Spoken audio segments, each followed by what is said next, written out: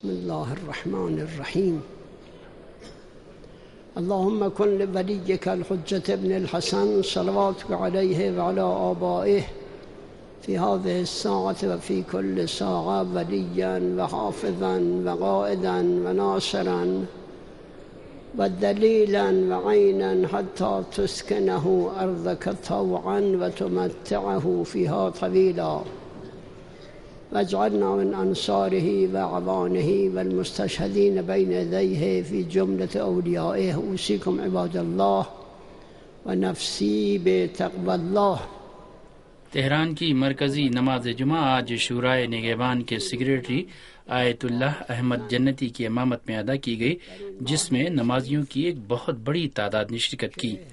آیت اللہ احمد جنتی نے ماہ مبارک رمضان کے پہلے جمعے میں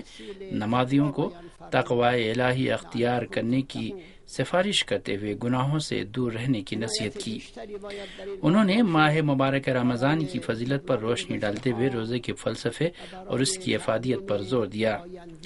آیت اللہ احمد جنتی نے کہا کہ ہم سب کو خداوند عالم کا اس بات کا شاکر اور شکر گزار ہونا چاہیے کہ اس نے ہمیں عمر عطا کی کہ ایک بار پھر ہم اس کی بندگی کے لیے روزہ رکھیں.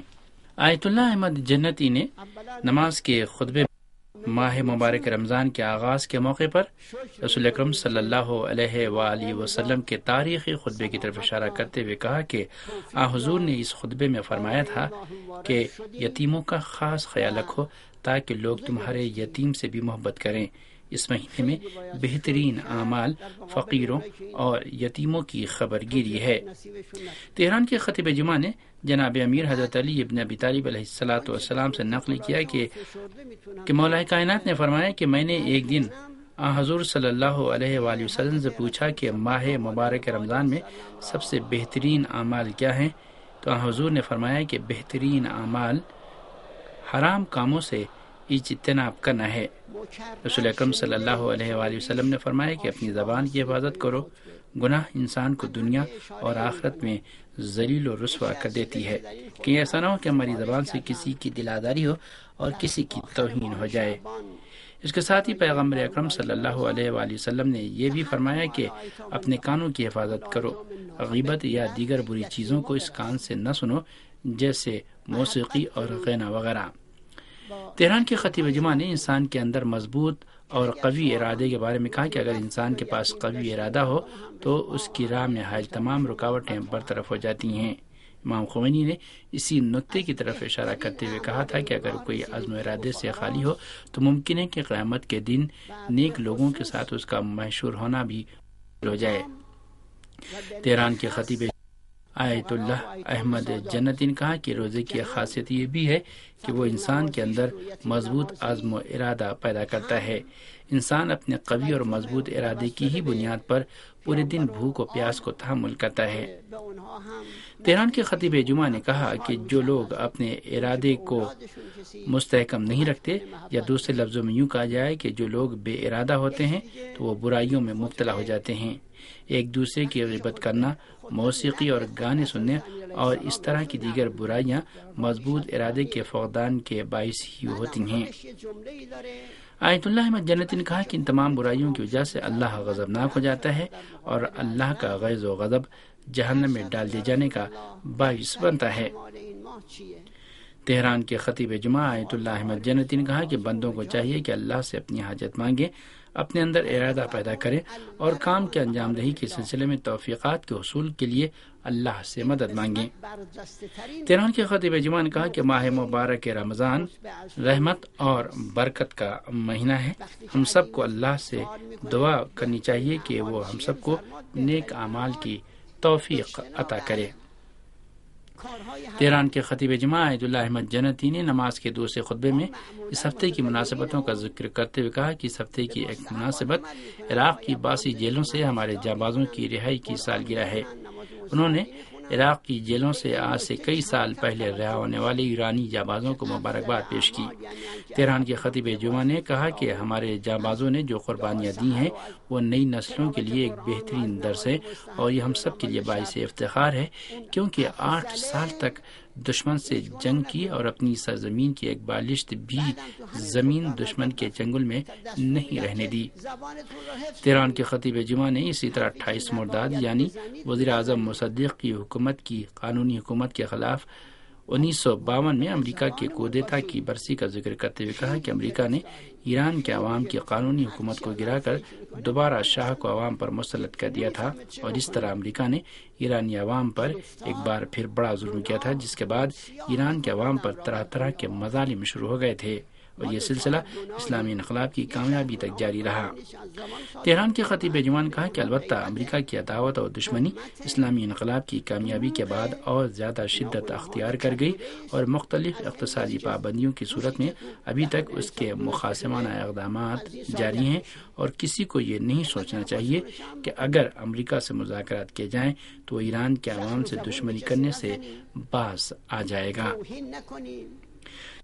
خطیب جمعہ نے کہا کہ امریکی حکام کو یہ جان لینا چاہیے کہ وہ اس طرح کی پابندیاں عائد کر کے ایرانی عوام کا کچھ بھی نہیں بگاڑ سکیں گے، جیسا کہ ابھی تک وہ ایران کا کچھ نہیں بگاڑ سکے ہیں۔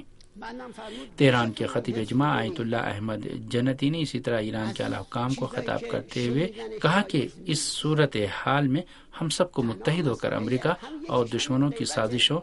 اور پابندیوں کو ناکام بنانا ہے۔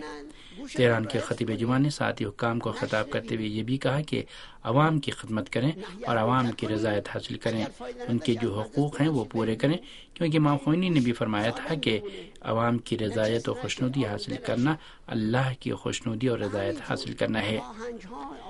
تہران کے خطیب جمعہ نے اسی طرح 33 روزہ جنگ میں صہیونی حکومت پر حزب اللہ کی تاریخی فتح کا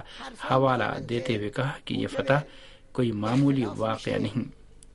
آیت اللہ احمد جنتی نے کہا کہ دنیا کی نام نہاد چوتھی بڑی فوج یعنی اسرائیلی فوج کو 33 روزہ جنگ میں حزب اللہ کے جانبازوں نے ذلتآمیز شکست دی۔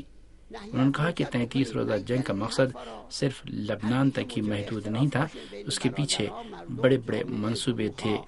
مگر اس جنگ میں امریکہ اور صہیونی حکومت کو انتہائی شرمناک شکست کا سامنا کرنا پڑا۔ آیت اللہ احمد جنتی نے اس جنگ میں حزب اللہ کی کامیابی کا راز اللہ پر توکل، اللہ پر ایمان اور اللہ پر بھروسے کے ساتھ ساتھ حزب اللہ کی قیادت کی تدبیر اور تدبر کو قرار دیا۔ انہوں نے کہا کہ اسرائیل نے اپنی اس شکست کا بدلہ لینے کے لیے لوگوں کو دہشت گردانہ طریقے قتل کرنے کا منصوبہ بنایا۔ اسرائیل وہ حکومت ہے جو اعلانیہ طور پر یہ کہتی ہے کہ وہ دہشت گردی کا ارتکاب کرے گی اور کر رہی ہے۔ تہران کے خطیب جمعہ نے کہا کہ اسرائیل کے انہی دہشت گردانہ اقدامات میں سے ایک لبنان سابق وزیر اعظم رفیق حریری کا قتل تھا، جس کو بہانہ بنا کر وہ شام اور حزب اللہ پر دباؤ ڈالنا چاہتی تھی۔ تہران کے خطیب جمعہ نے کہا کہ رفیق حریری کے قتل کے بعد امریکہ اور اسرائیل نے اس قدر ہنگامہ مچایا کہ اقوام متحدہ کے ذریعے قرارداد پاس کرا کے شام کی فوجوں کو لبنان سے نکلوا دیا اور اس کے بعد حزب اللہ پر اس کا الزام لگانے کی کوشش کی، مگر حزب اللہ لبنان کی سیکرٹری جنرل سید حسن نصر اللہ نے رفیق حریری کے قتل کیس میں اسرائیل کے ملوث ہونے کا ثبوت پیش کر کے اسرائیل اور امریکہ کے ناپاک عزائم اور منصوبوں کو ناکام بنا دیا۔ آیت اللہ احمد جنتی نے کہا کہ حسن نصر اللہ نے جو انکشافات کیے ہیں ان میں اس جاسوس کا بیان بھی ہے جس میں اس نے اعتراف کیا ہے کہ رفیق حریری قتل کا الزام جان بوجھ کر حزب اللہ پر عائد کیے جانے کی کوشش کی گئی تھی۔ آیت اللہ احمد جنتی نے کہا کہ آج حزب اللہ سن 2006 کے مقابلے میں کہیں زیادہ مضبوط اور مستحکم ہے۔ انہوں نے کہا کہ اگر صہیونی حکومت سن 2006 میں حزب اللہ کا مقابلہ نہیں کر سکی اور حزب اللہ کو گھٹنے ٹیکنے پر مجبور نہیں کر سکی تو آج یقینی طور پر صہیونی حکومت حزب اللہ کا کسی بھی صورت میں مقابلہ نہیں کر سکے گی۔